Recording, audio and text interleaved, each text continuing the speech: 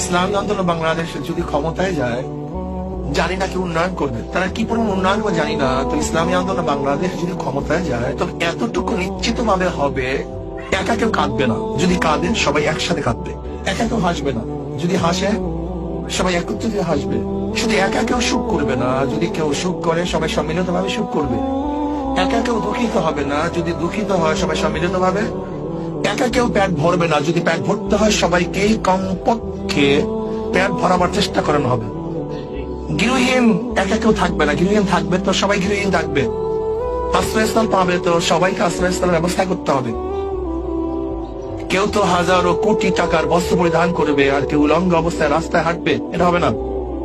বরং সবাই বস্ত্র পরিধানের ইনশাআল্লাহ একটা ব্যবস্থা হয়ে যাবে। কেউ তো আমেরিকা ইউরোপ গিয়ে চিকিৎসা করবে আর কেউ রাস্তায় ধুকে ধুকে চিকিৎসাহীন মরবে, এরকম হবে না। ইনশাআল্লাহ সবাইকে রাষ্ট্রের পক্ষের থেকে যথাযথভাবে চিকিৎসা করার ব্যবস্থা করা হবে। কেউ শিক্ষিত হবে আর কেউ মূর্খ থাকবে তা না। রাষ্ট্রীয় ভাবে সবাইকে উচ্চ শিক্ষায় শিক্ষিত করার ব্যবস্থা ইনশাআল্লাহ করা হবে ইসলামী আন্দোলন বাংলাদেশ ক্ষমতায় যায়। কাজে এই কাজগুলো